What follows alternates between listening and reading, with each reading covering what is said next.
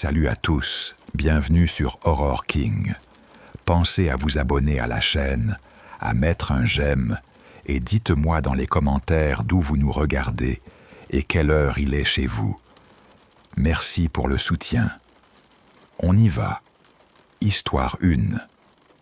J'avais commencé à faire des promenades du soir autour du campus de l'Université Laval durant ma dernière année de cégep. Très vite, j'avais constaté que ça m'aidait à garder la ligne et à dégager la tête après une journée de cours.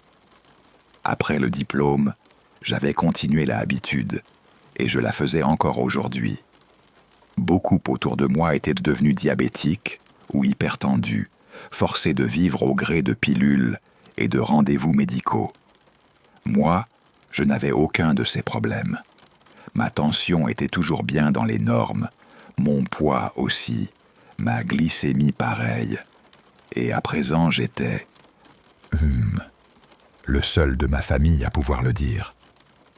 En m'approchant de mon 43e anniversaire, je ne voyais aucune raison d'arrêter ces balades du soir. Pour ceux qui m'écoutent et voudraient vraiment se remettre en forme, je dirais marche plutôt que course. Tu gardes tous les bénéfices sans t'abîmer les genoux. Voilà. Comme toute chose, il y avait des inconvénients. La plupart venaient du monde extérieur, de ce qu'on ne contrôlait pas. L'histoire que je vous raconte ce soir tourne autour d'un de ces inconvénients. C'était une belle soirée d'été, fraîche, juste comme il faut. On venait de finir un excellent souper, tourtière, salade fraîche, en famille. Je m'étais élancé pour ma boucle habituelle de 6 km dans le quartier de Sillery. Je l'avais faite 1000 fois. Jamais je n'avais croisé pire qu'un chien échappé de son maître.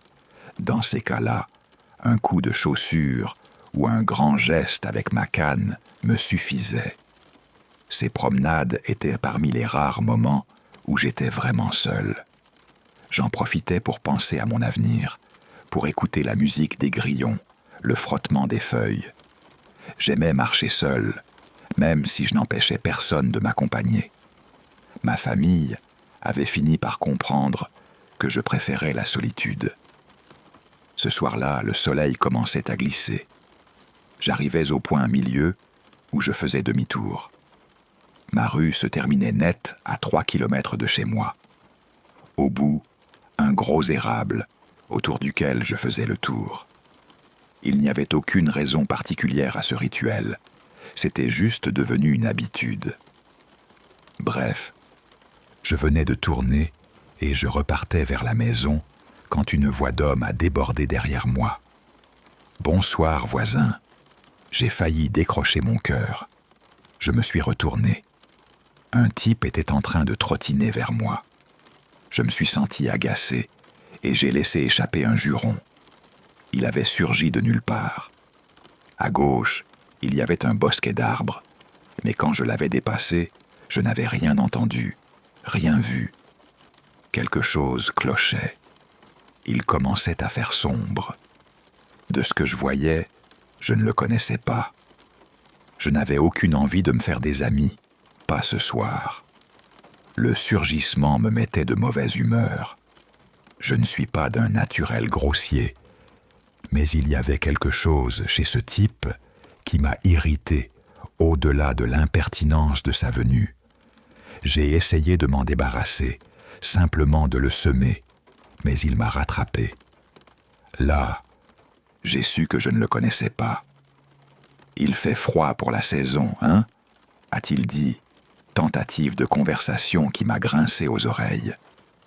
J'avais la mine renfrognée. Tout ce que je voulais, c'était rentrer. J'ai lutté contre l'envie de lui dire d'aller se faire voir. Je ne voulais pas être impoli. Après tout, il n'avait rien fait de répréhensible. Nous avons marché encore environ 1 kilomètre ensemble avant que ma maison n'apparaisse. Pendant tout ce temps, il n'avait cessé de radoter sur des riens. Moi, je répondais à peine. La vue de ma maison m'avait d'abord soulagé, puis ce soulagement avait viré en un froid qui rongeait. Je ne voulais pas qu'il sache où j'habitais. Au lieu de tourner dans ma rue, j'ai continué tout droit. Je n'avais pas de plan pour le semer. Je me disais que j'en trouverais un en marchant.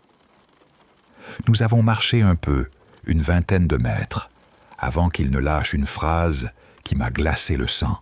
« Hé Nico, ce n'est pas ta rue qu'on vient de dépasser ?» Un malaise physique m'a envahi. J'ai senti la sueur froide me couler dans le dos. J'ai fait un pas, et tout est devenu sourd, comme si le monde s'était débranché. Une colère indescriptible est montée, brutale, comme une lave. J'entendais uniquement mon cœur, tambour massif dans ma tête. J'ai pété les plombs. Je l'ai interpellé comme je n'avais jamais crié sur personne. « Qui diable es-tu? Je ne t'ai jamais vu de ma vie. Comment connais-tu mon nom? Je ne te l'ai pas dit. » Un sourire s'est étiré sur son visage. Un sourire qui n'avait rien d'humain sur le moment. Il m'a figé. Déjà, c'était un homme imposant.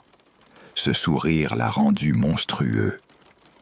Une odeur de menace flottait autour de lui, comme un parfum mauvais.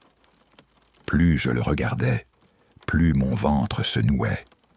Et malgré la peur qui me broyait, mon orgueil m'a poussé à répondre. À un observateur, ça devait ressembler à une sardine qui veut impressionner un grand requin. Je ne sais pas qui tu es, ni pourquoi tu t'es mis en tête de m'emmerder, mais crois-moi, si tu me cherches encore, je te promets que je te mettrai tellement mon pied. Je me suis interrompu, mais la phrase avait été lancée, sauvage et ridicule. J'ai menacé l'impossible. Je suis un homme de taille moyenne. Il aurait pu me plier comme du fil. J'étais déjà en train de trembler. Je suis certain qu'il l'a vu. Ça devait l'encourager plus qu'autre chose. Malgré tout ce que j'ai vociféré, son sourire n'a pas bougé. Un silence lourd nous a recouverts. J'étais presque soulagé quand il a fini par parler. « Bonne soirée, Nico. » Comme si tout était banal. J'étais sans voix. Je me suis retourné et j'ai rejoint ma maison. À chaque pas, je me retournais pour vérifier qu'il ne me suivait pas. À chaque fois, j'imaginais sa main gigantesque jaillissant derrière moi pour m'étrangler. J'ai continué comme ça, jusqu'à ce que je sois enfin à l'intérieur, porte verrouillée. La sécurité me reviendrait, me suis-je dit. Mais la terreur m'a pris plus fort qu'un enfant pris d'angoisse. Je me suis précipité dans la salle de bain et j'ai vomi. J'ai vidé tout mon repas. Après, j'ai rincé ma bouche, j'ai frotté mon visage. Je me suis regardé dans le miroir en me demandant pourquoi j'avais réagi de cette façon. Je n'avais jamais vécu ça avant. Je n'ai jamais su l'expliquer. Tous mes muscles me criaient de fuir. Sa présence m'avait paru toxique, littéralement.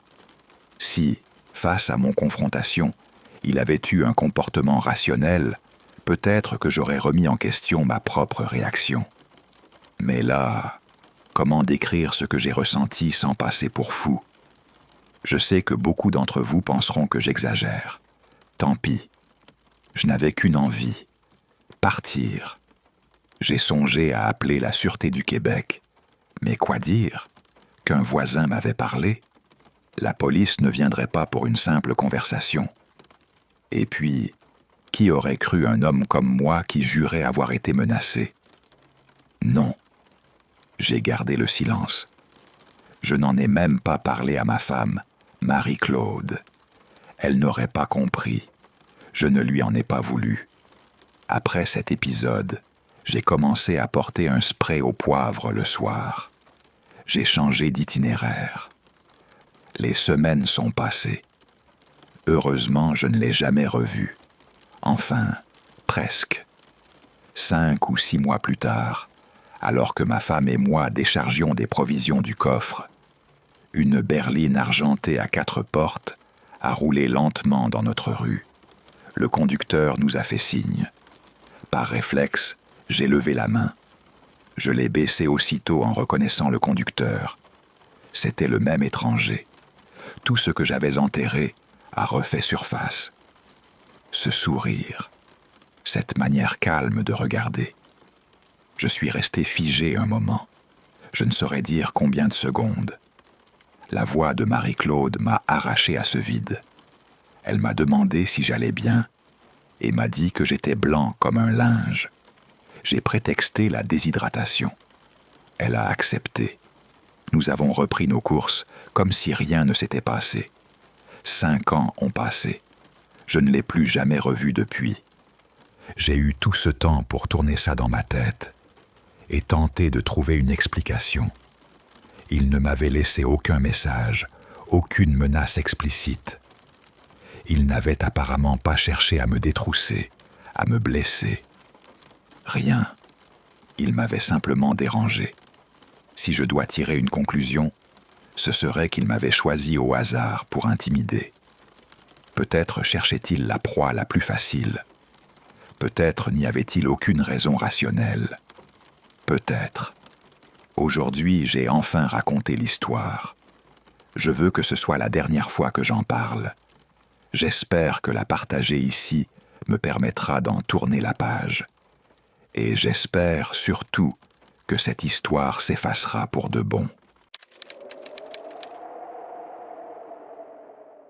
Il y a eu, pas plus tard qu'à l'instant, une tempête de grêle monstrueuse qui a dévasté des toits et des carrosseries autour de Montréal. Et comme d'habitude, les charognards ont surgi, des entrepreneurs en toiture de pacotille et des bricoleurs déguisés en sauveurs. Ils sentaient l'odeur des chèques d'assurance comme des vautours. Nous, on a eu de la chance. Tandis que la plupart des voisins dans Rosemont ramassaient des éclats de tôle et des pare-brises en miettes, chez nous, il n'y avait presque rien. Je me suis dit que c'était nos panneaux solaires et l'angle des voitures qui avaient joué en notre faveur. La vieille Jetta, l'auto de 2005, avait quelques bosses, des petites meurtrissures, sans importance.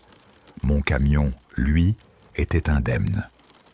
En face, dans la rue Latour, des voitures avaient été déclarées perte totale par Intact Assurance. Je ne voyais aucune autre explication raisonnable. Quant au toit, il avait été changé entièrement il y a seulement quelques années, après un long bras de fer avec Desjardins Assurance. J'avais fait une réclamation. Elle avait fini par être acceptée, puis, 6 mois plus tard, on avait installé l'interrupteur des panneaux, couvrant environ 85% de la surface. Les bardeaux n'avaient pas encore eu le temps de se plaquer comme ils le font quand la chaleur les fait caler, l'été. Bref, il n'y avait aucune raison de toucher à notre toit dans le plateau Mont-Royal. Mais ça n'a pas arrêté les camelots de venir cogner à ma porte. En l'espace d'une semaine, environ 6 personnes différentes s'étaient présentées. J'ai été poli au début. Je leur ai juste dit que le toit était neuf, que je n'avais pas besoin de leur service. La plupart ont compris et sont partis, laissant parfois leur carte professionnelle coincée dans la porte. Quelques-uns, toutefois, ont voulu me convaincre que j'avais tort. C'est ce genre d'insistance qui m'a mis les nerfs en pelote. Quand je leur ai expliqué qu'on ne pouvait pas abîmer le toit sans toucher aussi aux panneaux solaires, ils ont compris avec qui ils avaient affaire. Les visites se sont arrêtées. Je me suis dit que personne ne pourrait me duper. Du moins, c'est ce que je croyais. Et puis, est arrivé l'homme qui allait me prouver le contraire, 2 ou 3 jours après la tempête. J'étais sorti et, à mon retour, j'ai trouvé une carte professionnelle et un dépliant planté dans la porte moustiquaire. Le nom sur la carte, Jean-François Tremblay, ne me disait rien, mais il portait le logo de Desjardins Assurance. Je me suis demandé pourquoi mon assureur enverrait quelqu'un me voir. Ils savaient parfaitement qu'ils avaient payé pour un toit récemment. J'ai pensé appeler sur le coup, mais ça m'a paru fastidieux. J'ai juste gardé la carte sur le comptoir, en me promettant d'en parler si l'homme revenait. Et c'est à ce moment que les arnaqueurs ont commencé à pulluler. Les jours suivants, c'était une pluie d'entrepreneurs autoproclamés qui sonnait. J'ai vite saturé. Quand le représentant est revenu la semaine suivante, je n'ai pas été aussi aimable que j'aurais dû l'être. Malgré mon ton, il est resté calme, m'a remercié pour l'information, et je me suis dit que l'affaire était close. Quelques jours après, en promenant mon chien à Parc-la-Fontaine, je suis tombé sur Marcel, mon voisin. On a papoté. Enfin, il a fait des plaisanteries sur le fait que j'avais peut-être changé d'avis. Je l'ai laissé parler au début. Marcel n'est pas le plus futé du quartier, mais quelque chose m'a titillé. Je lui ai demandé de préciser ce qu'il voulait dire. Il m'a répondu qu'il avait croisé un homme avec une échelle et un clipboard près de ma maison, plus tôt dans la journée. Sa description collait étrangement avec celle de la carte. Là, mon sang s'est glacé. J'ai senti le cœur me battre plus fort, rapide, contre mes côtes, comme si un tambour annonçait une mauvaise nouvelle. J'ai abrégé la promenade et je suis rentré en hâte. Il me devait des explications. J'ai pris la carte et j'ai appelé le numéro inscrit. La standardiste principale a décroché. Quand je lui ai demandé Jean-François Tremblay, elle a hésité un instant avant de me transférer. Après un bref silence, une voix féminine est arrivée, posée, qui m'a redemandé qui je cherchais. J'ai répété le nom. Elle m'a répondu que l'homme avait pris sa retraite et n'était plus avec la compagnie. Je me suis dit qu'elle avait mal entendu. Je l'ai épelée. Elle a été catégorique. Il était parti à la retraite il y a plus d'1 an et ne pouvait pas m'aider. Tout ça commençait à sentir mauvais. Je lui ai raconté l'histoire, la carte, la fichette dans la porte, l'homme qui s'était présenté sans prévenir. Elle s'est excusée pour les ennuis et a juré qu'il n'avait pas mis les pieds chez moi. Je sentais la colère monter. C'était comme un goût amer qui me remplissait la bouche. Pourquoi est-ce que l'on me traiterait de menteur ? J'ai exigé qu'on retire cette affirmation. J'ai même menacé d'annuler ma police d'assurance si elle ne corrigeait pas son propos. Elle m'a assuré que ce n'était pas son intention. Sa voix a tremblé, la réticence s'est glissée entre ses mots. J'ai poussé, j'ai insisté jusqu'à ce qu'elle craque et me balance la vérité. Le type de la carte n'aurait pas pu être chez moi. Il avait pris sa retraite presque 2 ans auparavant. Mais ce n'était pas le pire. Elle m'a dit, la voix se brisant, qu'il avait été emporté par une maladie en phase terminale peu de temps après son départ. Je suis resté planté là un instant, comme si le sol s'était dérobé.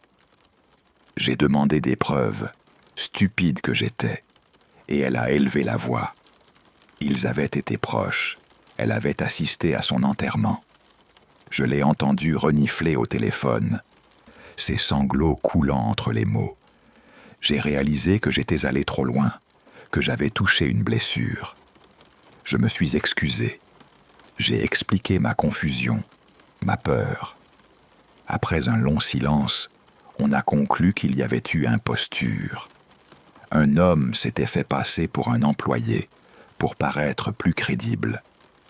Il avait probablement trouvé une vieille carte du représentant ou s'était procuré des renseignements quelque part. Maintenant, à tête reposée, tout prenait une tournure plus sinistre. J'avais donné, sans y penser, des informations précieuses. Mes horaires, mes absences, quand la maison était vide. Quelqu'un avait écouté. Quelqu'un avait prévu de rentrer chez moi. Il avait été interrompu par la présence de Marcel sur le pas de la porte. C'est la seule chose qui a pu le faire fuir. Je n'ai jamais pensé remercier quelqu'un pour son côté fouineur, et pourtant ce jour-là j'ai été reconnaissant. C'est de la spéculation, bien sûr, sans trace d'effraction, sans serrure fracturée, on ne peut que deviner. Mais en y repensant, je me suis senti idiot d'avoir fait confiance à un inconnu avec une carte. L'homme qui a frappé a dû savoir que le nom sur la carte fonctionnerait sur un certain nombre d'imbéciles. Moi, cette nuit-là, j'étais l'imbécile parfait. Ça explique aussi pourquoi il avait pris ma rudesse avec tant de complaisance. Il savait qu'il tenait la partie gagnante. Depuis, je ne parle plus jamais à ceux qui viennent sonner sans rendez-vous. J'ai changé mes habitudes. Je verrouille tout. Je note les plaques. J'ai appris à détecter le silence qui précède les mauvaises nouvelles. Et surtout, je fais confiance à mon instinct, ce petit tambour dans ma poitrine qui s'emballe quand quelque chose ne colle pas. Si vous lisez ces lignes, et que malheureusement, une tempête de grêle frappe chez vous, si le ciel lâche des billes de glace comme des balles, faites attention à qui ça attire. Ces temps-ci, les gens ont faim, faim d'argent, faim d'opportunités faciles. Croyez-moi, j'ai cru pouvoir les repérer. Ils m'ont berné. Si vous n'avez rien demandé, ne laissez personne entrer sous prétexte d'aider. Il y a un nombre croissant d'individus mal intentionnés, et il augmentera si l'économie continue de se tasser. Faites un plan, suivez-le. Si quelque chose vous met mal à l'aise, appelez la Sûreté du Québec tout de suite. Ne traînez pas comme je l'ai fait. Restez prudent dans la belle province. Le soir où j'ai trouvé la carte, j'ai encore dans le nez l'odeur âcre de la pluie sur le goudron et l'acier. J'ai entendu, dans un coin de ma tête, le cliquetis d'une échelle, le frottement sourd d'une étiquette qui glisse le long d'une porte moustiquaire. Mon cœur battait si fort que j'ai cru qu'il allait traverser ma poitrine. Depuis, chaque fois qu'on toque, j'attends. Et quand je vois un visage familier avec une carte qui porte un nom que quelqu'un n'est plus censé porter, je sens la peur comme un goût de métal dans ma bouche. C'est comme si la mort elle-même pouvait envoyer ses cartes de visite.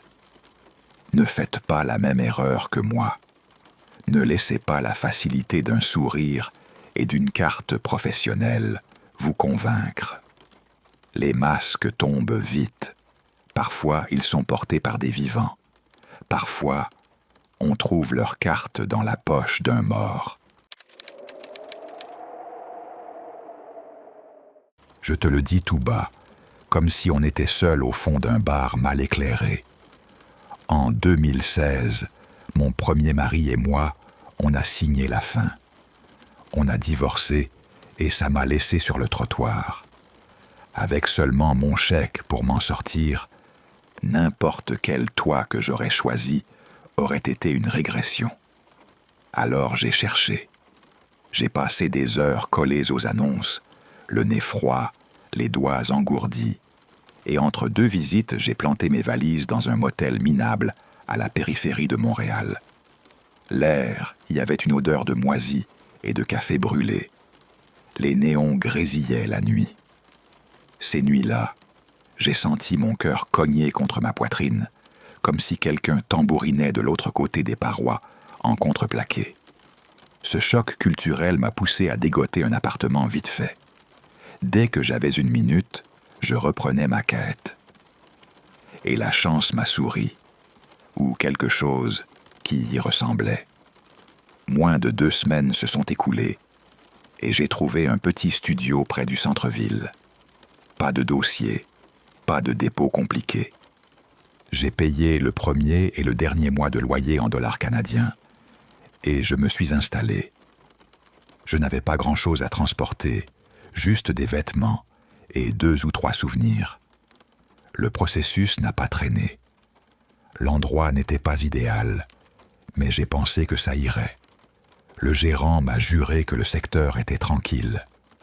Faible taux de criminalité, m'a-t-il dit, comme on récite une formule.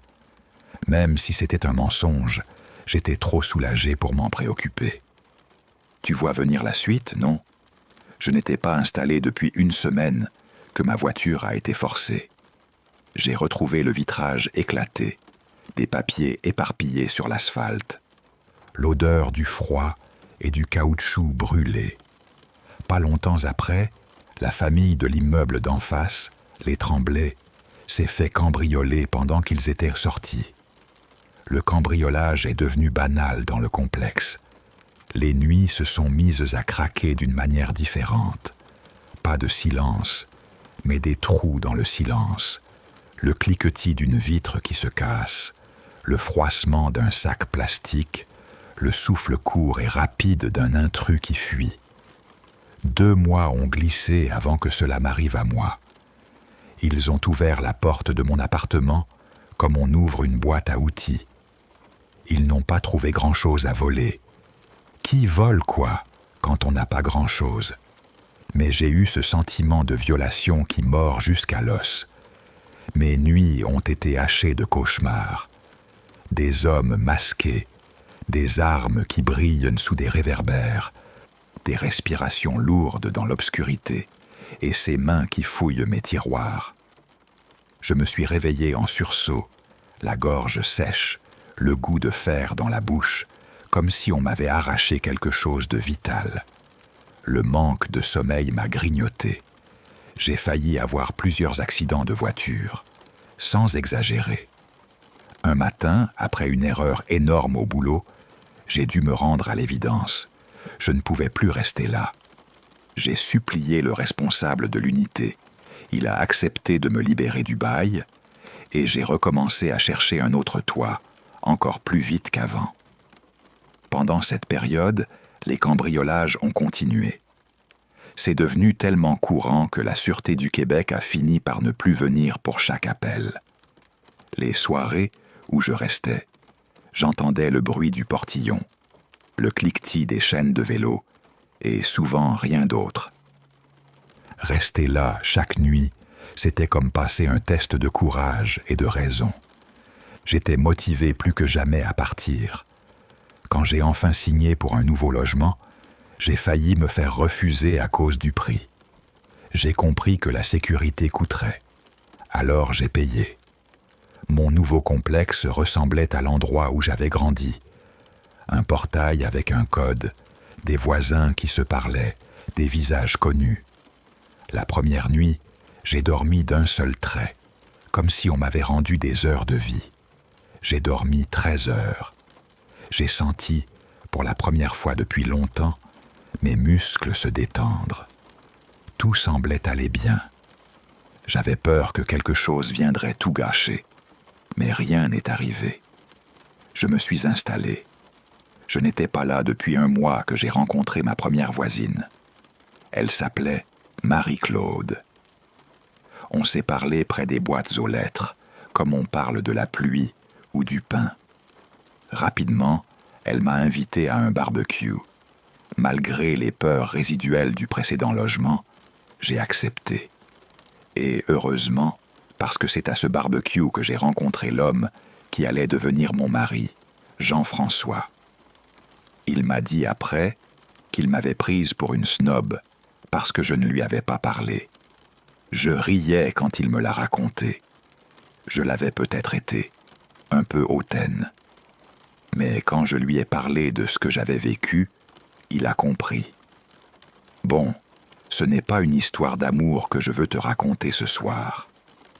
Ce que je veux te raconter, c'est à propos d'un autre type qu'on a surnommé l'homme sans nom. Je l'ai vu presque tous les jours pendant 1 mois. Je prenais mes lettres du courrier après le travail, et je le voyais, lui aussi, aux boîtes aux lettres. Au début, je croyais qu'il faisait comme moi. Mais ma curiosité a pris le dessus. J'ai essayé d'engager la conversation. Il allait toujours trop vite. Pas de regard, des épaules qui s'éclipsent. En parlant à quelques voisins, j'ai découvert qu'ils avaient vécu la même chose.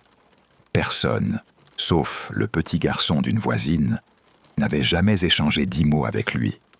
Personne ne connaissait son nom. Quand j'ai demandé au gamin, il a changé de sujet et il est parti en courant vers son appartement. L'emplacement approximatif de son logement, voilà tout ce qu'on savait. Les voisins disaient qu'on le voyait rarement, qu'on l'entendait encore moins. Il était devenu une énigme. Chaque petit bout d'information qui surgissait se répandait comme une tache d'eau sur le carrelage. Une voisine, désespérée, a même tenté de l'approcher.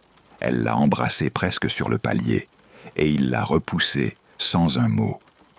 L'histoire a pris une tournure étrange, quand l'homme sans nom a disparu du jour au lendemain. Des théories ont poussé comme de mauvaises herbes. On a chuchoté sur qui il était, d'où il venait, ce qu'il faisait la nuit. Une semaine, on a cru qu'il était parti pour de bon. Puis, un matin, une voisine m'a arrêté au courrier et m'a dit « Il a été arrêté ». Quand je lui ai demandé pourquoi, elle s'est contentée de répondre « Regarde le journal ». De retour dans mon appartement, j'ai ouvert le journal de Montréal sur mon ordinateur. Ce que j'ai lu m'a figé. Selon l'article, la Sûreté du Québec avait reçu un appel du complexe. Un homme non identifié squattait dans une unité abandonnée. Quand les policiers sont entrés, il ne s'est pas opposé. Dans le logement, les agents ont trouvé plus de 5 000 $ en objets volés.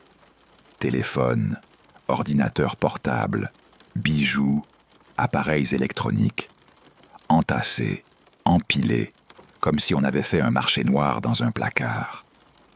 Dans les semaines qui ont suivi, d'autres bribes de l'histoire sont sorties. Sous un accord de plaidoyer, l'homme a admis avoir cambriolé près d'une centaine d'appartements et de maisons à travers Montréal. Et là, j'ai compris l'ampleur. L'un des ensembles résidentiels qu'il avait ciblés était exactement celui dont je m'étais enfui quelques mois plus tôt. Le hasard m'a frappé en plein visage. Les chances étaient astronomiques. Il semblait que le seul endroit qu'il n'avait pas visité, le seul où il ne s'était pas servi, c'était le complexe où il avait squatté. Peut-être pensait-il que se cacher chez nous attirerait moins l'attention. Lui, il croyait se faire oublier. Ce qui l'a rendu visible, ce qui l'a rendu soupçonnable, c'est justement ce choix de rester collé à notre cour. Les voisins n'arrêtaient pas de se demander comment il avait pu rester si longtemps sans être dépisté. J'ai mes théories, des petites hypothèses sur la façon dont il avait peut-être neutralisé des alarmes, trouvé des clés, dormi sans bruit. Mais ce n'est pas essentiel maintenant. Ce qui m'a le plus marqué, et qui me colle encore à la peau, c'est l'image de toutes ces nuits où je l'ai croisé sans le voir vraiment. La silhouette qui hâte le pas, l'ombre qui disparaît derrière une porte, et cette unité abandonnée qui sentait la poussière et le savon, pleine de choses prises à d'autres vies. À ce jour, c'est l'épisode le plus glaçant et le plus incroyable de ma vie. Je pense encore parfois au bruit qu'ont fait ses pas dans la cage d'escalier, à l'odeur qui se dégageait de l'appartement vide, à la façon dont son silence remplissait les couloirs. Je me dis que si je n'étais pas parti, peut-être que c'était moi qui l'aurais ciblé. Et ça, mon ami, c'est une pensée qui t'empêche de dormir. Je me suis présenté comme ayant 19 ans et j'ai dit que j'allais terminer ma première année à l'université Laval. Jusqu'à tout récemment, mon père avait servi dans les forces armées canadiennes. Alors notre famille avait dû déménager sans arrêt. Quand je suis entré dans l'adolescence, ma mère en a eu assez de bouger de base en base, et nous nous sommes enfin installés quelque part. Mon père était souvent déployé, je l'ai vu par bribes. Ma mère et moi, nous avons trouvé une petite maison de 2 chambres à Sainte-Foy, près de Québec, et nous avons adopté un petit bâtard à la SPCA locale. Pour la première fois, j'ai pu vivre comme un gamin normal et me faire des amis dont les parents n'étaient pas militaires. Les voisins nous ont paru très ouverts. L'été, on a souvent senti la viande grillée et on a participé à des barbecues de quartier. J'ai embrassé ma première fille lors d'une fête du Canada. J'ai rencontré mon meilleur ami le premier jour d'école. C'était la vie que j'avais toujours rêvée. Même si ce n'a duré qu'1 an, j'ai savouré chaque minute. Malgré toutes les erreurs de ma mère, cette décision-là a presque tout rattrapé. Je parle de la relation houleuse avec ma mère pour mener au cœur de ce récit. Nous avons vécu dans cette maison depuis 1 an, quand j'ai commencé à remarquer un homme et un jeune garçon qui passaient tous les jours. Ils sont restés là plus d'1 mois avant que j'en ai parlé à ma mère. J'étais juste curieux. Elle m'a lancé un long sermon sur le fait de ne pas me mêler des affaires des autres et je me suis tu. Après ça, même quand on croisait les deux en ville, je n'ai rien dit. Ma mère a essayé d'en reparler une fois. Je n'ai pas mordu à l'hameçon et elle n'en a plus reparlé non plus. D'habitude, quand on les voyait, ils traînaient à un carrefour achalandé, comme pour mendier. L'homme tenait une pancarte. Ancien vétéran invalide. Je ne peux pas travailler. Moi et mon fils avons besoin d'aide, tout don accepté en dollars canadiens. L'homme stationnait près d'un poteau de signalisation, pendant que le garçon passait de voiture en voiture avec un gobelet de Tim Hortons. Au début, j'ai eu pitié. Puis j'ai découvert la vérité. C'était une soirée humide d'automne. Ma mère et moi étions en train de quitter le Walmart. Le stationnement était plein comme un œuf quand nous sommes arrivés. On a dû se garer derrière le magasin. J'ai aidé à mettre les sacs sur la banquette arrière quand j'ai vu l'homme et le garçon courir jusqu'à un Dodge Ram presque neuf et s'engouffrer à l'intérieur. J'ai fait un double regard pour m'assurer de ne pas me tromper. C'était étrange. Mendier de la monnaie et conduire un camion plus beau que celui de ma famille. J'ai pensé qu'il pouvait y avoir des circonstances que j'ignorais. Et il y en avait. Mais quelque chose m'avait déplu dès le début. Ça me restait en travers de la gorge. Avec le temps, je les ai revus en ville, mais ce camion, je ne l'ai vu que 2 fois. La seconde fois, c'est là que tout a commencé à devenir effrayant. C'était quelques mois plus tard. Ma mère travaillait de nuit, comme d'habitude. Elle m'avait dit de rester à la maison et de n'ouvrir à personne. Comme la plupart des adolescents, je n'ai pas écouté. Ce soir-là, je patinais avec des amis près du guichet routier de la Caisse des Jardins. Il était autour de minuit quand un camion familier est arrivé non loin de nous. L'homme nous a proposé d'aller à une fête. C'était, prétendait-il, l'anniversaire du garçon. Et il voulait rassembler des jeunes de notre âge pour célébrer. Il nous a demandé plusieurs fois. Il a même promis des petits cadeaux de fête. On a tous refusé. Ils ont répété l'offre une dernière fois, puis sont partis. Dans ma poitrine, je sentais un truc lourd. L'air avait goût de métal. Je ne devais pas être le seul à être mal à l'aise. Ce n'est que plus tard que j'ai compris à quel point notre geste avait été malin. L'année 2019 est devenue 2020 et, comme vous vous en souvenez, des choses folles sont arrivées. Pendant le confinement, j'ai continué à apercevoir les 2 qui traînaient dans ma rue et qui mendiaient à l'intersection, jusqu'au jour où ils ont tout simplement disparu. J'ai noté qu'ils avaient filé, comme ma famille l'avait déjà fait tant de fois. C'était un mode de vie auquel j'étais habitué. Le confinement a ensuite changé mes priorités. Mon père est revenu à la maison pour un moment, et j'ai passé tout mon temps avec lui. Ce n'est que bien après la fin des confinements que ces 2 silhouettes sont revenues hanter mon esprit. Je naviguais sur Twitter un soir, et je suis tombé sur la photo d'un homme associé à un titre. J'ai cliqué. j'ai reçu la gifle de ma vie. Selon l'article, le jeune homme, dont je tais le nom parce qu'il était mineur, s'était présenté au poste de la Sûreté du Québec à Québec et avait raconté une histoire qui m'a retourné l'estomac. Au début, les policiers ne l'ont pas cru. Après quelques vérifications, ils ont voulu écouter. Quelques années avant d'arriver dans notre ville, l'homme adulte, je ne dirai pas son nom, ce salopard mérite d'être oublié, avait enlevé le jeune de la gare routière à Toronto. Pendant des mois, l'homme avait abusé du garçon. Quand il s'en est lassé, il ne l'a pas jeté. Il a commencé à s'en servir pour appâter d'autres jeunes. Le duo a voyagé de ville en ville, mendiant le jour et guettant ses proies la nuit. Le garçon a estimé que l'homme avait violé environ 25 à 30 autres garçons pendant leur errance. Il a juré qu'il n'avait jamais participé aux actes lui-même. Son rôle était d'attirer les jeunes dans le camion. Beaucoup de jeunes sont repartis vivants, a-t-il dit, mais il était presque sûr que certains n'avaient pas eu cette chance. Une fois, il a raconté, l'homme avait du sang sur ses vêtements après avoir laissé tomber un jeune le long de la transcanadienne.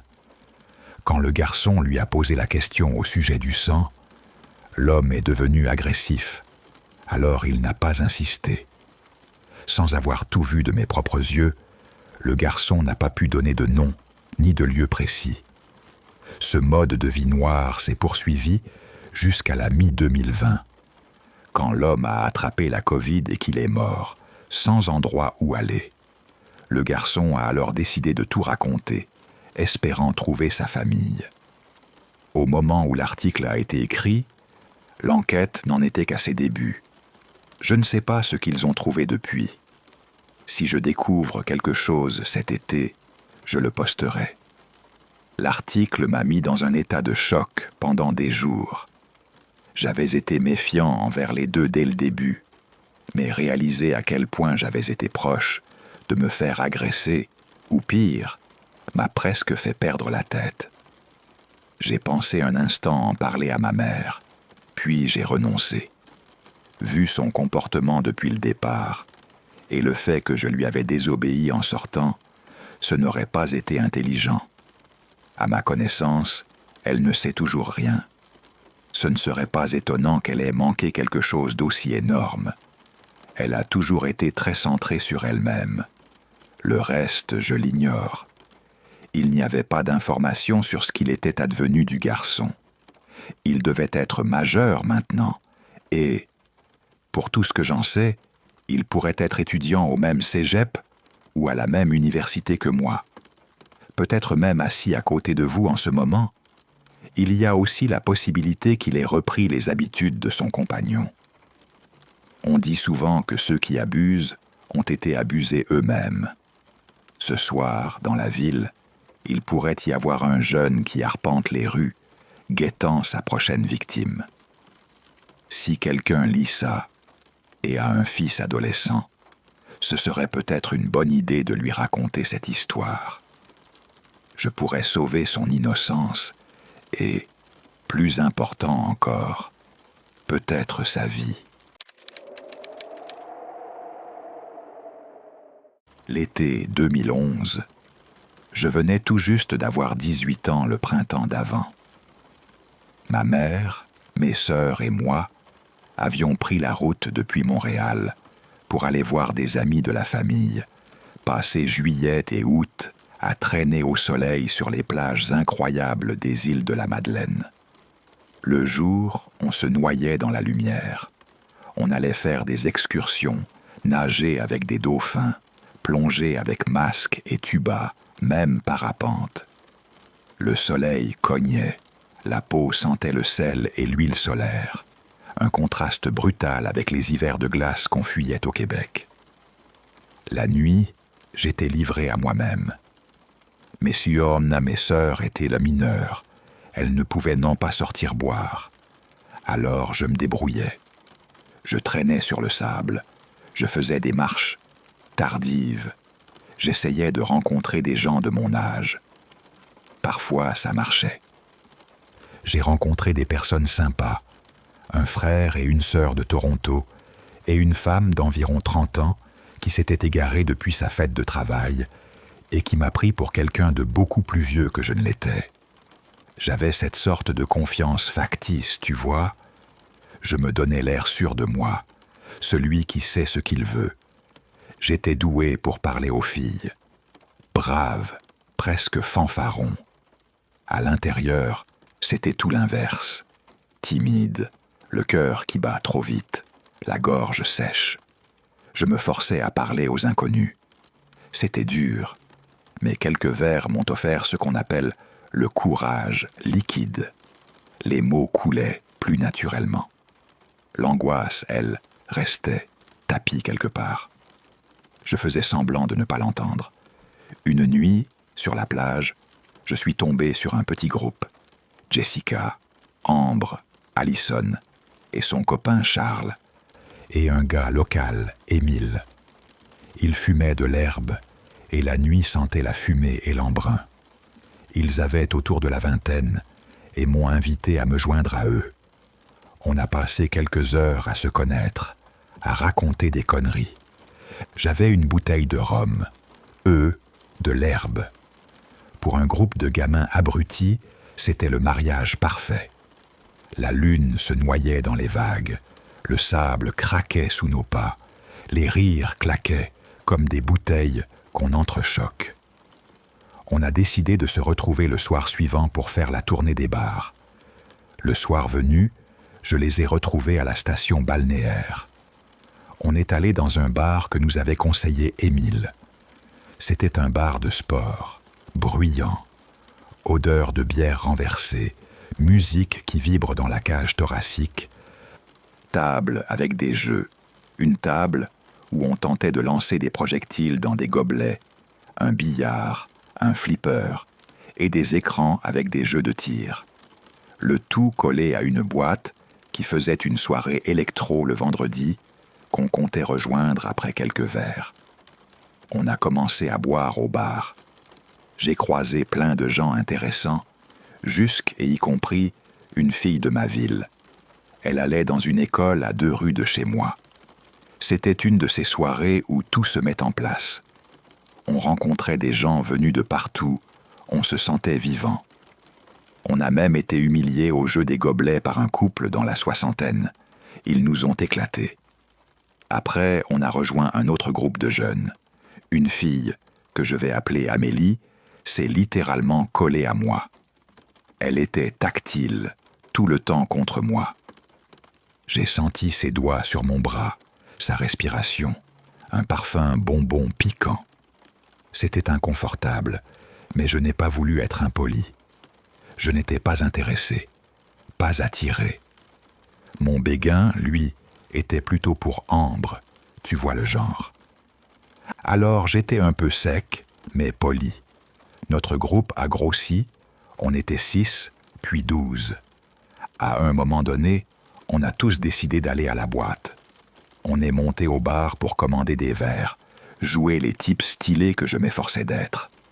J'ai payé un tour pour tout le monde en dollars canadiens, environ 80 $ canadiens, et tout le monde était content. J'ai tendu le verre à Amélie. Elle m'a pincé les fesses et m'a lancé un clin d'œil. J'ai fait comme si de rien n'était, et j'ai englouti mon verre. 20 minutes ont passé. Je dansais, je riais, les lumières clignotaient. La musique vibrait sous la peau. Je parlais avec ceux que j'avais rencontrés la veille quand Amélie est revenue vers moi. Elle a recommencé à me toucher. « Hé, mignon, viens danser avec moi. » Sa voix était pâteuse. « Non merci, ça va, je suis bien. » J'ai essayé d'esquiver. Elle a fait une drôle de moue, puis elle a changé d'attitude, comme si un interrupteur avait été coupé. Elle a planté ses yeux dans les miens, et la voix lui est devenue nette, tranchante. « Je suis complètement défoncé. T'as mis quelque chose dans mon verre. » Le sang m'est monté aux joues. J'ai toussé. « De quoi tu parles ? » ?»« Tu m'as mis quelque chose. Je n'ai pris que quelques verres. et je suis complètement défoncé. Je vais dire à tout le monde que tu as essayé de me droguer. » Il y a eu un silence comme un coup de tonnerre dans la salle. Mes mains se sont mises à trembler. J'ai dit plat, « Mais non, je n'ai rien mis dans ton verre. » Ambre s'est interposée, voix douce mais ferme. « Il n'a rien mis, je le connais à peine. » Amélie a haussé les épaules, l'air sombre. « Comment tu peux le savoir? Peut-être que lui aussi a mis quelque chose. » J'ai senti la colère me monter, un goût métallique dans la bouche. Sa menace était gratuite, lourde. Ses mots étaient comme un couteau qu'elle pouvait planter dans ma réputation et la tordre. Je n'avais même pas le temps de me défendre, que déjà elle répétait qu'elle allait tout raconter. Les autres ont répondu, un par un, à sa question. « Tu te sens bien ?» Et la réponse a été un oui retentissant. Un de ses camarades a grogné.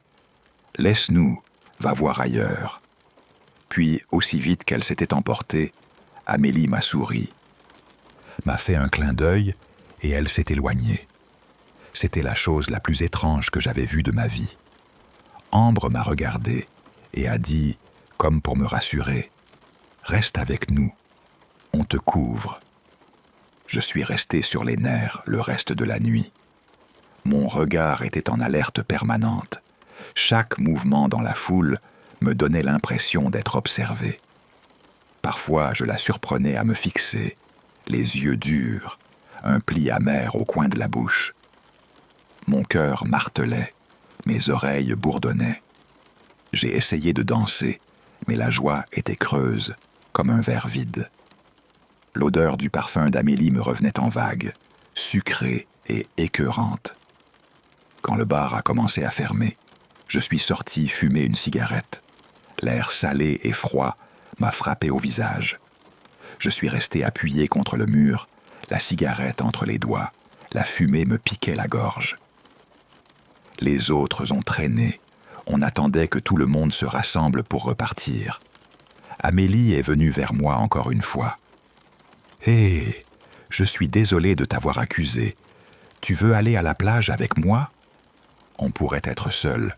Je m'excuse comme il faut. » Dans ma tête, toutes les sonnettes d'alarme ont hurlé. Son invitation sonnait faux. Elle m'avait accusé de me droguer, puis elle me proposait un tête-à-tête sur une plage déserte. Était-ce une façon tordue de séduire ou quelque chose de plus sinistre? J'ai senti une bile amère remonter. Je lui ai répondu d'une voix sèche, la plus ferme que j'ai pu adopter. « Non, c'est complètement dingue. Laisse-moi tranquille. » Je n'ai pas attendu sa réplique. J'ai écrasé ma demi-cigarette sur le trottoir et je suis retourné à l'intérieur en courant pour retrouver les autres. Ils étaient près de la sortie, entourés des gens de son groupe. J'ai demandé à ses amis quel était son délire. Gros retournement. Ils n'étaient pas ses amis. Ils l'avaient rencontrée ce soir-là, avant que nous arrivions au bar. Un type nous a dit qu'elle avait été lourde avec lui aussi. Quand il avait refusé, elle était devenue bizarre, insistante, tentant de le convaincre d'être seul avec elle. Quand on est sorti du bar, Amélie avait disparu. Je ne l'ai plus revue pendant tout le séjour. Je ne sais pas quel était son but. Une part de moi a pensé, juste une fille maladroite, qui ne sait pas draguer et qui panique. Une autre part, plus sombre, a pensé à quelque chose de planifié, calculé. Peut-être étaient-ils deux, elle et Émile. Peut-être cherchait-il à voler les gens ou pire. Mais s'ils avaient un plan, il était mal fichu. Émile, lui aussi, s'est volatilisé après cette nuit. Je ne l'ai jamais revu. Je me suis réveillé pendant quelques jours, avec le goût de la peur dans la bouche. Chaque fois que la nuit tombait, j'attendais de voir une silhouette dans l'ombre. Chaque petite ombre devenait suspecte. La mer, d'habitude apaisante, me paraissait complice. Les odeurs, cigarettes, bière, sel, un reste de parfum sucré, m'empêchaient de dormir. Je me demandais si j'avais eu de la chance ou si j'avais simplement été épargné par une farce tordue. Je n'ai jamais su si elle voulait juste séduire maladroitement, m'accuser pour une raison stupide, ou si elle poursuivait une autre idée, plus sinistre. Je suis quand même reconnaissant de ne plus l'avoir croisée. Et j'étais soulagé que la Sûreté du Québec ne se soit pas retrouvée entraînée dans ce cirque. Parce que si quelque chose de pire s'était tramé, je ne voudrais pas imaginer la suite. Le silence de la mer est resté, lui, comme un avertissement qu'on n'entend que lorsqu'on se tait complètement. Depuis que je me souviens, j'ai toujours voulu être infirmière. Et quand le moment est arrivé, mes parents ont payé pour que j'entre au cégep, ici, à Montréal. Ma dernière année aurait dû être un avertissement. Malgré tout le travail que j'ai fourni, ça n'a pas marché. J'ai réussi la première année, mais mes notes ont été si mauvaises qu'on ne m'a pas permis de m'inscrire en deuxième année. Mes parents ont été déçus, mais personne n'a été aussi triste que moi. Je me suis senti comme une ratée pendant longtemps. Après quelques mois, je me suis ressaisi. J'ai commencé à planifier la suite. Pour l'instant, je n'avais pas de voie claire. Mais j'étais certaine d'une chose. Il fallait rembourser mes parents. Ils ont insisté que ce n'était pas nécessaire, bien sûr, mais j'avais pris ma décision. Sans boulot, je n'allais pas y arriver. J'ai donc cherché. Le lendemain, on m'a engagé dans un petit boui-boui du centre-ville de Montréal. Je n'avais jamais servi aux tables de ma vie, mais c'était payé et ça suffisait. J'ai pris le poste rapidement. Ce n'était pas aussi dur que je l'avais imaginé. Le plus compliqué a été la prise de commande au shorthand. Mais une fois que je l'avais apprise, le reste tombait en place. J'étais à ce truc depuis 3 mois quand cet homme, Jean, comme il m'a demandé de l'appeler, est venu un midi. Il était plus âgé, sec comme un clou, et il portait toujours une casquette ornée d'une croix. Ce premier dimanche, il s'est retrouvé dans mon secteur. Après, il a pris l'habitude de s'asseoir là où je travaillais, comme s'il me cherchait. J'ai senti tout de suite qu'il n'était pas comme les autres. Je me suis senti étrangement à l'aise avec lui. On avait échangé nos prénoms avant même que j'aie eu le temps d'apporter son café. Parfois, sa voix vibrait comme si on parlait à la famille. Réservé, oui, mais d'une honnêteté tranchante. Il m'a raconté sa vie, ses erreurs. Un dimanche, j'ai parlé de ses tatouages. Il m'a expliqué chacun d'eux, comme on raconte une histoire. J'ai été choqué quand il a avoué avoir purgé 20 ans dans une prison fédérale, plus tôt dans sa vie. Mon idée du criminel a implosé ce jour-là. Ses adolescents et ses 20 ans ont été chaotiques. Alcool, drogue, puis le crime. Un jour, il s'est retrouvé jusqu'au cou, dans un plan pour braquer une banque. L'affaire a mal tourné. Une personne du public a été blessée. Il a pris la fuite. On l'a arrêté finalement à Québec. Sa réticence à dénoncer les autres l'a envoyé au maximum. Après avoir purgé la majeure partie de sa peine, il est sorti, au début des années 2000, et depuis, il s'était tenu droit. Il travaillait, il allait à l'église. Ce dimanche-là, il venait de quitter la messe à la basilique Notre-Dame, avant de s'arrêter au boui-boui. Si j'avais été croyante, j'aurais dit que c'était le destin. Mais c'était autre chose. Un lien, un vieux compagnon. Un autre dimanche, il m'a demandé pourquoi une fille aussi intelligente que moi servait des assiettes. Je lui ai raconté mon rêve d'infirmière, ma chute au cégep. Il m'a parlé de ses propres regrets. En partant, il m'a dit « Retente ta chance avant qu'il ne soit trop tard ». Selon lui, un peu d'expérience de vie et j'irai mieux la prochaine fois. J'ai su qu'il était dans la bienveillance, qu'il me poussait. Ses paroles m'ont reboosté d'une manière que personne n'avait fait depuis longtemps. Je n'avais pas prévu de replonger tout de suite dans les études. D'abord, rembourser mes parents. Travailler. Alors j'ai enchaîné l'écart, tous les dimanches, toutes les journées qu'on me proposait. Jean et moi avons appris à nous connaître. 3 mois se sont écoulés comme ça. Puis il a arrêté de venir. D'abord, j'ai cru qu'il était malade, occupé. J'ai attendu. Le dimanche suivant, plus personne. 3 semaines sont passées. Il n'est pas revenu. J'ai fini par accepter qu'il ne reviendrait pas. Ça m'a frappé fort. Il était devenu, en si peu de temps, comme un père. Ces mots m'avaient tiré hors du trou où j'étais resté 1 an. Mais la vie, c'est aussi des rencontres et des adieux. J'ai repris le travail. J'avais presque oublié Jean, quand 5 mois plus tard, j'étais derrière, en train de préparer quelque chose. Le chef cuisinier est venu me chercher. Quelqu'un voulait me voir. J'ai ouvert la porte. Un homme d'âge moyen se tenait près de la caisse. Il s'est présenté, policier du service de police de la ville de Montréal. Sa voix est restée neutre. Quand je lui ai demandé ce qu'il voulait, il m'a tendu une enveloppe Kraft pliée, mon nom écrit dessus au marqueur. Il m'a dit que Jean l'avait laissé pour moi. J'ai senti un froid me passer au creux des reins. J'ai demandé ce qu'il y avait à l'intérieur. Il n'a pas voulu dire. Plus j'ai insisté, plus il m'a regardé comme si je devais déjà savoir. Puis il a dit une phrase qui m'a cloué. « Jean est mort ». C'est une vérité qui m'a frappé comme une gifle humide.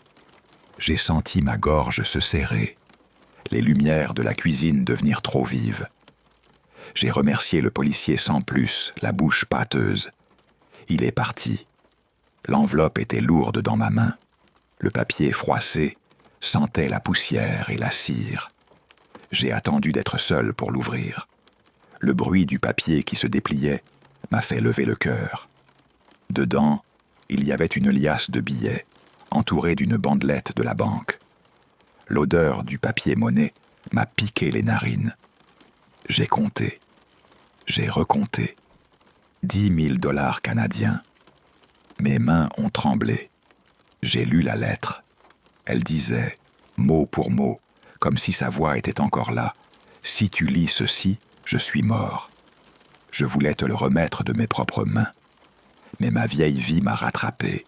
Prends ça et rembourse tes parents. Utilise le reste pour retourner au cégep.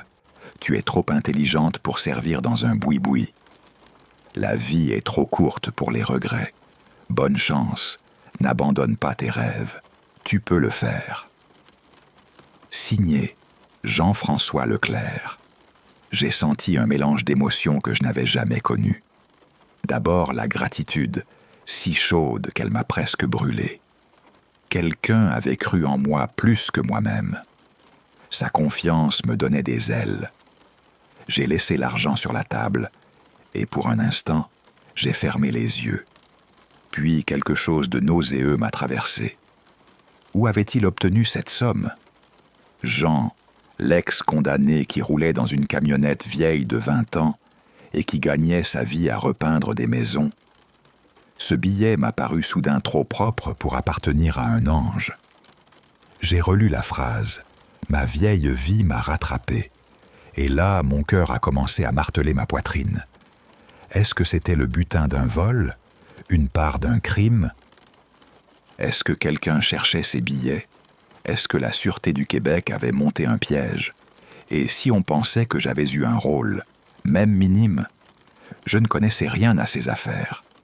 J'ai imaginé des silhouettes au coin de la rue, des phares qui s'allumaient, des voix qui me demandaient de rendre ce qui ne m'appartenait pas. J'ai imaginé des hommes qui secouraient ma porte, des regards froids, des menottes qui claqueraient. La peau sur mon avant-bras s'est hérissée.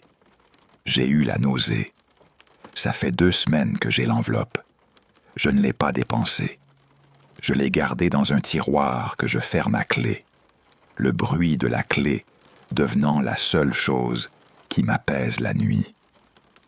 Je suis retourné travailler normalement, mais tout est différent. Le café sent plus fort. Le grésillement de la friteuse me paraît menaçant. Les couverts qui s'entrechoquent ont l'air de chuchoter. Je me surprends à scruter la salle, à sentir les battements de mon cœur dans mes oreilles, à tordre mes doigts en attendant qu'une ombre vienne me réclamer quelque chose. J'ai envisagé 1000 scénarios. Appeler la police, leur rendre l'enveloppe, partir avec l'argent et disparaître, tout me semble dangereux. J'ai même pensé qu'on m'avait piégé pour me faire agir et prouver une complicité. Je ne suis pas une criminelle. Je suis perdu. Je n'aime pas impliquer les autres, mais j'ai besoin de conseils. Que feriez-vous à ma place? Laisserez-vous cet argent changer votre vie, au risque que ça vous attire des ennuis? Ou le déposeriez-vous sur le bureau d'un policier et accepteriez-vous peut-être d'ouvrir une enquête sur la mort d'un homme qui vous a tendu la main? Je vous le demande, doucement, ici, à voix basse, parce que j'ai peur. J'ai besoin d'aide. J'ai besoin qu'on me dise quoi faire avant que le téléphone ne sonne au milieu de la nuit, avant qu'une voiture ne s'arrête devant chez moi, avant qu'une porte ne frappe et que tout se mette à tanguer. Dites-moi, aidez-moi.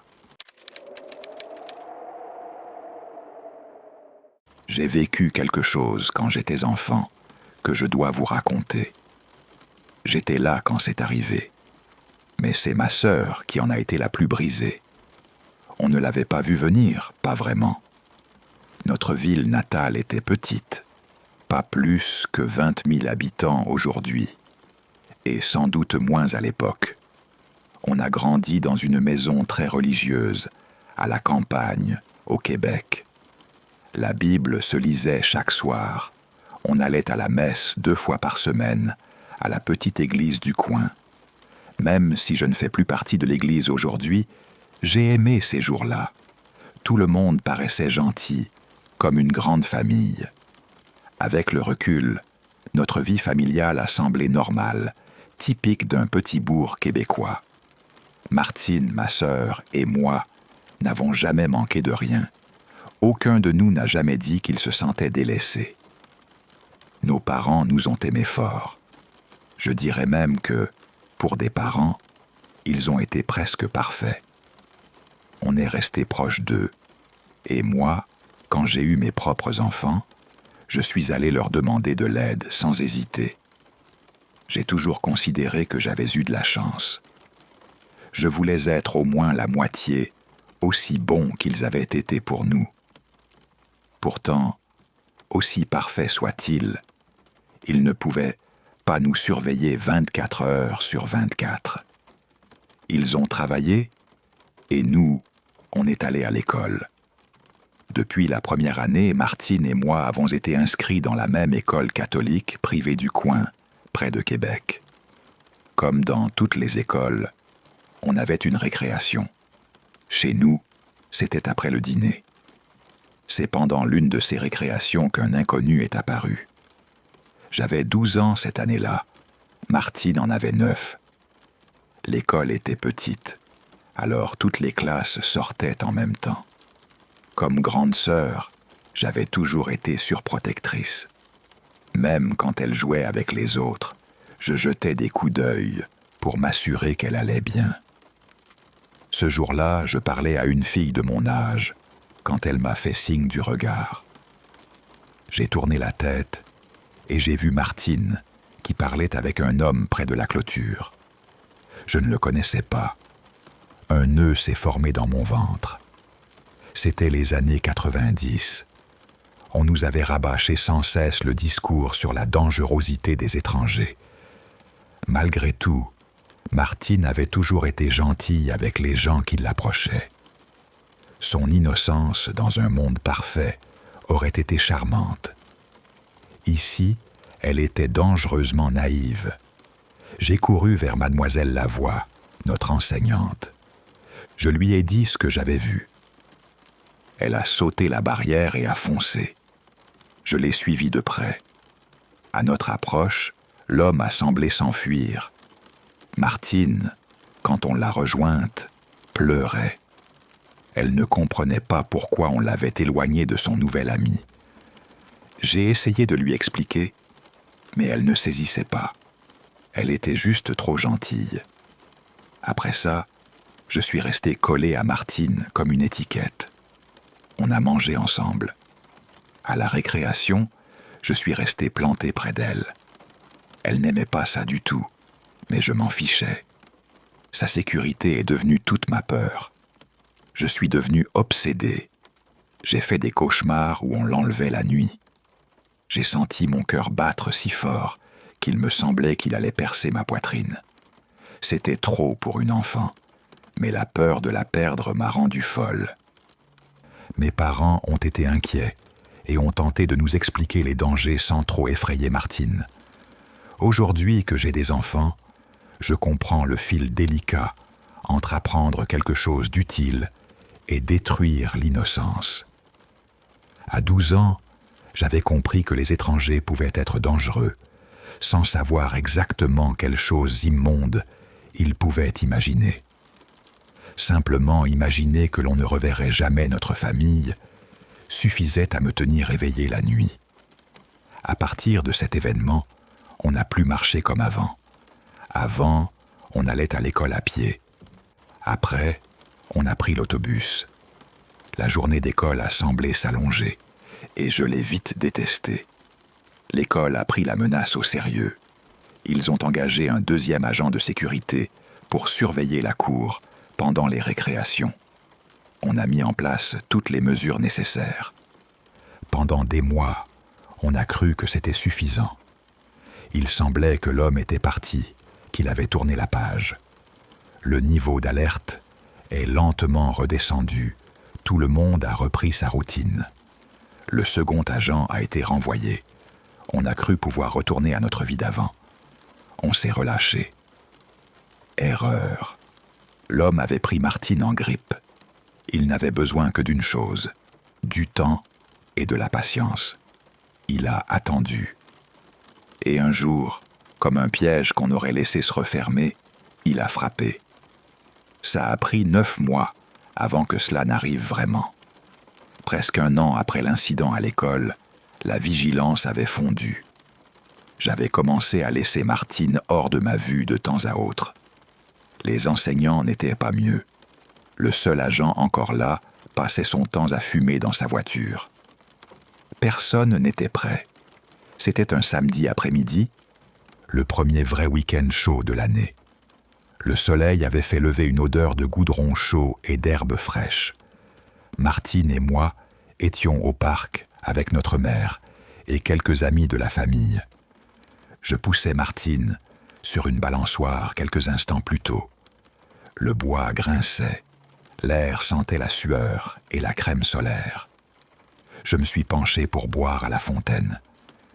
Je ne sais pas combien de secondes se sont écoulées avant que je n'entende son cri. Un bruit aigu, comme un clou qui se déchire dans le silence, le cri d'un enfant. Je me suis retourné et je l'ai vu, le même homme, le même visage que celui de l'école, qui courait déjà, tenant Martine serrée contre lui sous le bras. Il la portait comme un paquet. J'ai hurlé son nom et je me suis lancé à sa poursuite. Ma mère a hurlé aussi, et quelques mères l'ont devancé, courant elles aussi. L'odeur de l'huile de moteur et de la cigarette nous a frappés quand il a atteint sa voiture. Il avait un regard qui n'était ni tout à fait humain ni tout à fait tranquille, un rictus acide sur le visage. Je l'ai vu fouiller sa chemise, poser sa main contre lui comme s'il cachait quelque chose. Il a semblé prêt à la soulever à nouveau. Mais ma mère arrivait. Il a hésité une fraction de seconde. Une fraction. Puis il a reposé Martine par terre. C'est cette hésitation qui nous a sauvés. Il a couru vers sa voiture, à démarrer en trombe et à filer. Ma mère et quelques autres ont noté sa plaque d'immatriculation. On l'a notée, essayant d'attraper chaque chiffre avec des doigts tremblants, la sueur froide coulant dans notre dos. Quand on a enfin atteint Martine, on a compris pourquoi cet homme l'avait lâchée.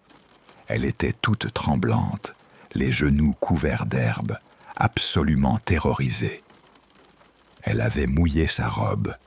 L'odeur de l'urine mêlée à la terre humide m'a collé au gosier. Ma mère l'a prise dans ses bras, comme si elle allait la broyer. Elle l'a serrée, étouffant, et nous avons toutes éclaté en sanglots. Le son a été un mélange d'agonie et de secours. On pleurait de soulagement autant que de chagrin. Les effets ont été immédiats. Quand les agents de la Sûreté du Québec sont venus pour interroger Martine, elle n'a rien dit. Elle est restée muette. Ce n'était pas un silence de colère, mais un silence d'abandon.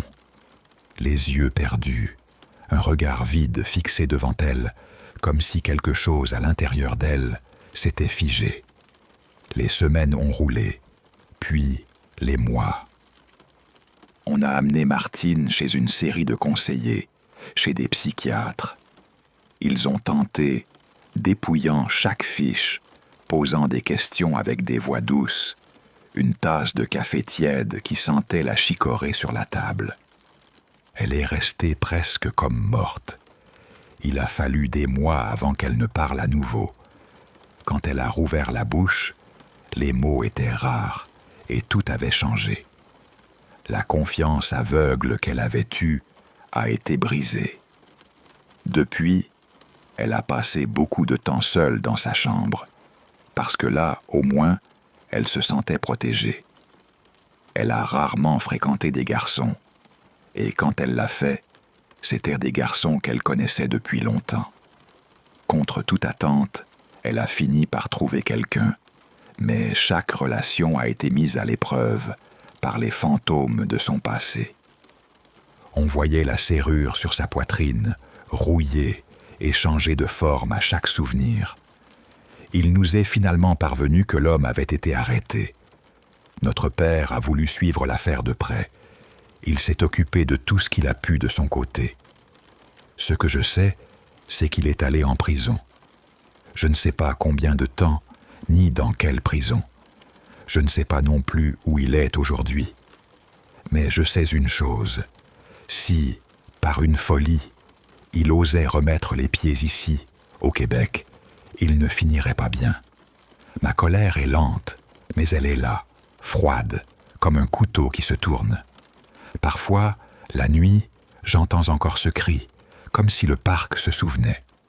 Je sens la poussière sur mes paumes quand je ferme les yeux. J'entends le bois de la balançoire craquer. Je sens l'odeur de sa chemise quand il s'est approché. Ce sont des petites choses, un moteur qui klaxonne, une silhouette près d'une clôture, qui me serre la gorge. Ma sœur a perdu une part d'elle-même ce jour-là, et moi, j'ai appris ce que signifie vivre avec la peur qui rampe doucement sous la peau. On a survécu, mais on n'a pas oublié. C'est une blessure qui ne se referme pas vraiment. Elle cicatrise en laissant une trace qui gratte au moindre vent. Si jamais quelqu'un vous dit que ces choses n'arrivent que dans les films, ne les croyez pas. J'ai vu l'abîme de près. J'ai senti sa main froide. J'ai entendu son souffle fuyant. Et surtout, j'ai entendu le cri de ma petite sœur, qui me suit encore comme une cloche casse-cœur dans la nuit.